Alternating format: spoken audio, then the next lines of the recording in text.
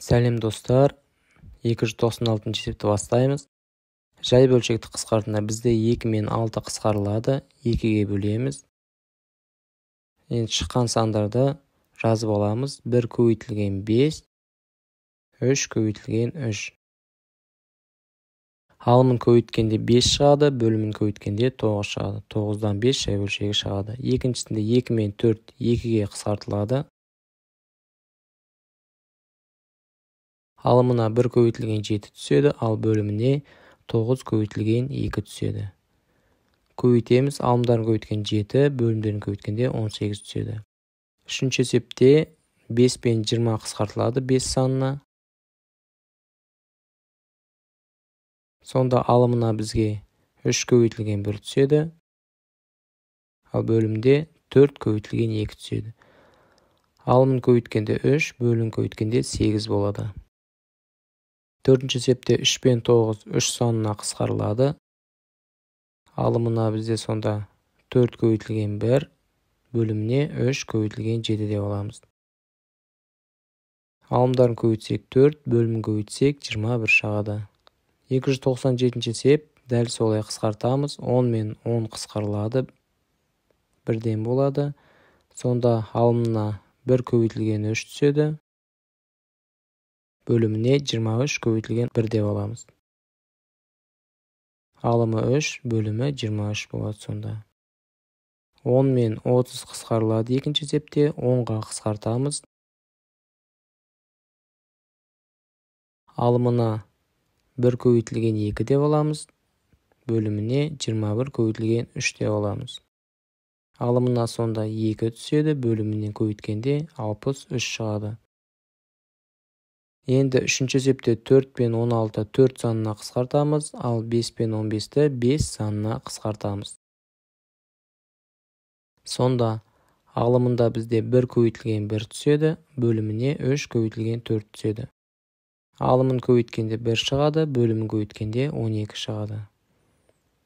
Төртінші есепте 8 пен 16 8 санына қысқартылады, 9 пен 27 9 санына қысқартылады. 1 көбейтілген 11 алымына 3 көбейтілген 2 бөліміне түседі. Алымдарын көбейткенде 1, бөлімдерін көбейткенде 6 шығады. 298 қысқартуды орындау керек. 32 мен 46 2 санына ғана қысқартылады. Тең, сонда 23-тен 16 жай бөлшегі шығады екен.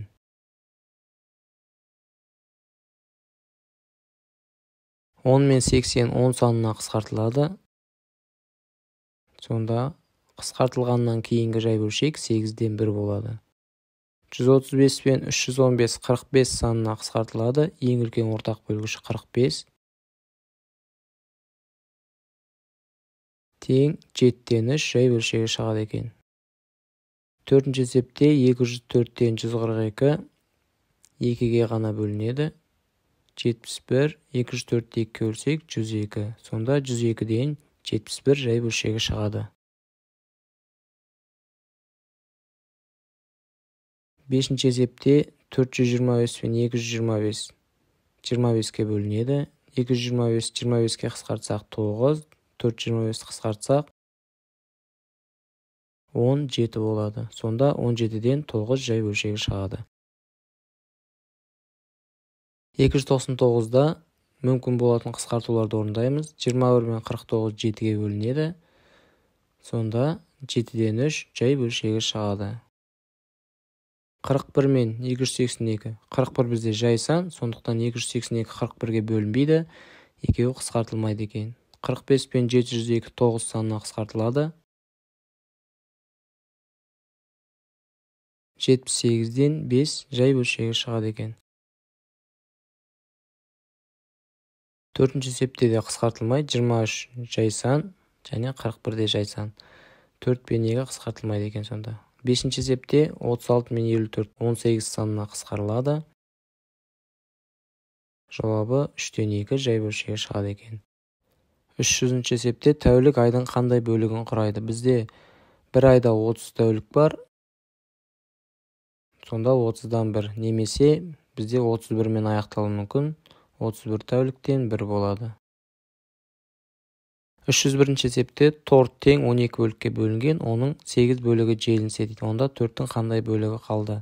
8 бөлігін желініп кетті. Сонда бізде санасақ, 12-ден 8 алсақ 4, демек бізде 4 бөлігі қалыпты екен.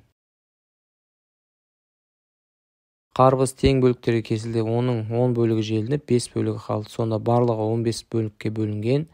Сұрақ бізде қарбыздың қандай бөлігі қалды? Бізде 5 бөлігі қалды, 15-тен 5 бөлігі қалады екен.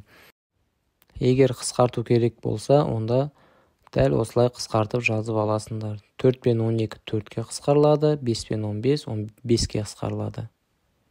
Ары қарай 302 есеп, жер теліміне тең атыздарға бөлінген 2 атыз бұршаққа, 4 атызға үрме бұршақ, ал 6 атызға сәбіз дейді.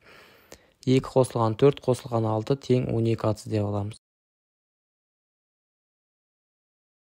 Бұршақ қандай бөлігіне себілді дейді.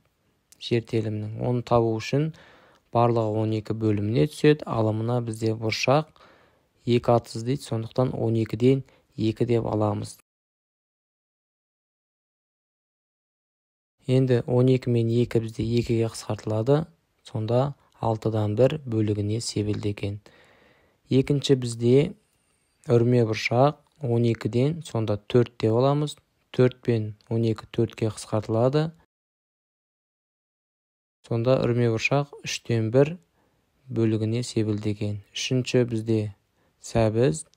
Сәбіз бізде 6 болады. Сонда 12-ден 6, 6-ға қысқартамыз.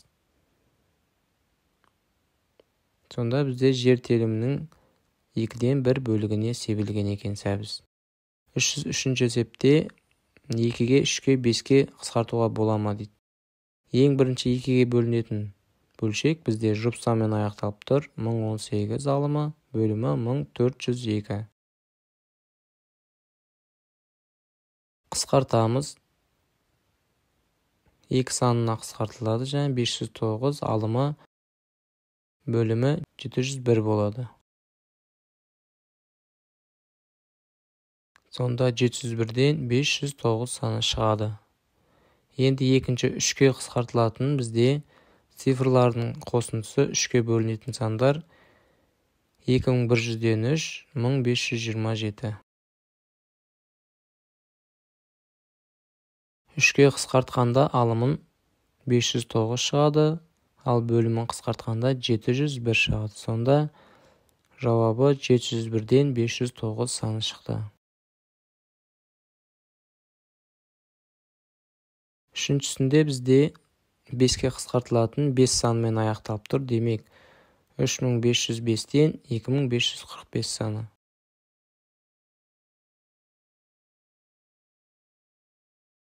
Алымын 5-ке қысқартсақ, 509 шығады, ал бөлімін қысқартсақ 701 шығады. Жауабы сонда 701-ден 509. Сұрақ бізде алымы мен бөлімі жай сан ба, әлде құрама сан ба? Бізде алымы мен бөлімі де жай санға тең.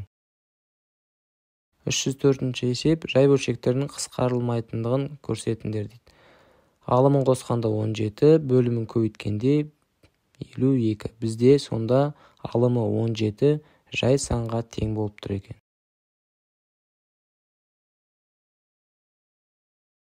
Екінші есепте алымын қосамыз. 23 қосылған 6 29 береді. 23-ті 6-ға көбейткенде 138 береді. Сонда бізде 29 жай сан болады. Үшіншісінде 31-ге қосасың 10-ды 41, алсаң 21 болады. Бізде жай санымыз 41, екеуі қысқарылмайды. 305 есеп. Дәл солай. Бірінші есебінде алым мен бөлімін азайтамыз. Алымында 61, бөлімінде 31. Демек бізде 31 мен 61-де жай санға жатады.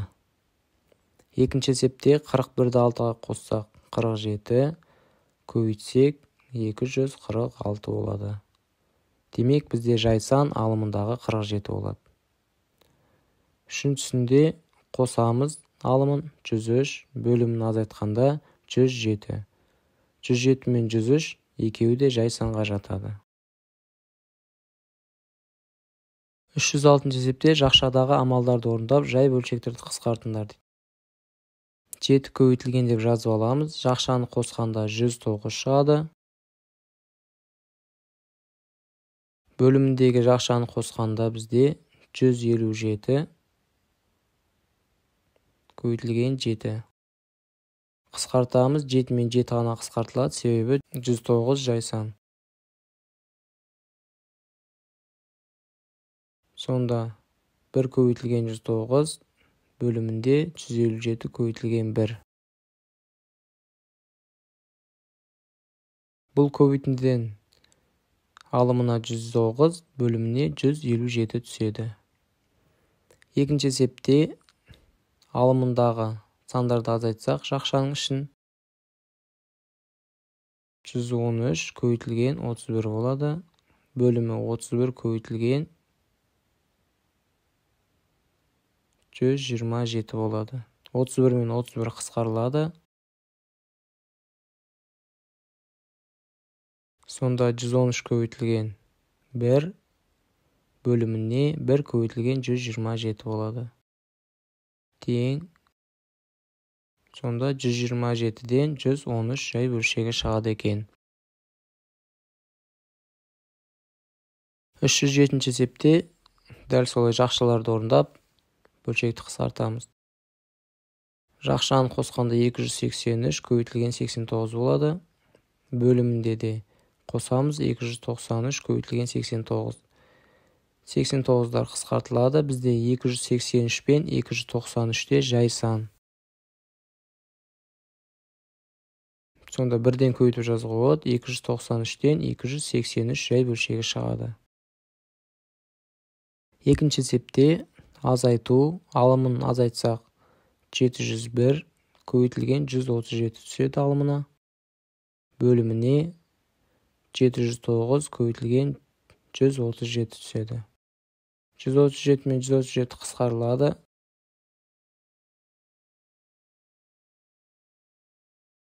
Сонда 709-дан 701 жай бөлшегі шығады. 308 есепте жақшаларды орындап, жай бөлшекті қысқартамыз. 241-ден 230 алсақ 11, 487-ге 222-ні қоссақ 709, бөліміндегі бірінші жақшаны азайтсақ 31, екінші жақшаны азайтсақ 709.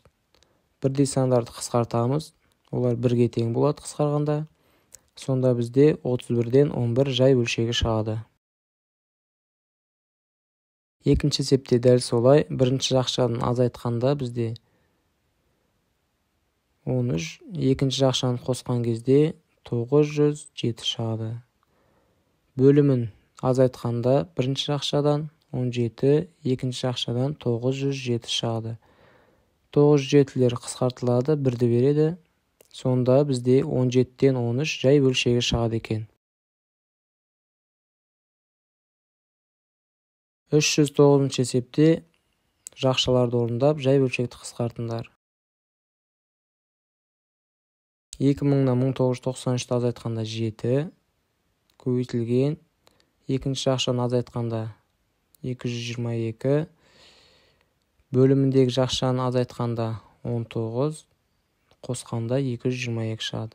222-лер қысқартылады және бірді береді. Сонда 19-дан 7 жай бөлшегі шығады. Екінші есепте алымындағы азайтуды орындасақ 5, екінші азайту 555-ті береді. Бөліміндегі бірінші жақша азайтуды орындаймыз. 29, қосуды орындасақ 555. 555-тер қысқартылады. Сонда бізде 29-дан 5 жай бөлшегі шығады. 310 есепте фигура қандай бөлігі боялған дейді.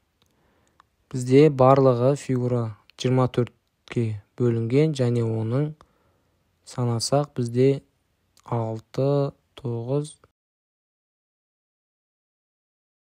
15 бөлігі боялған екен.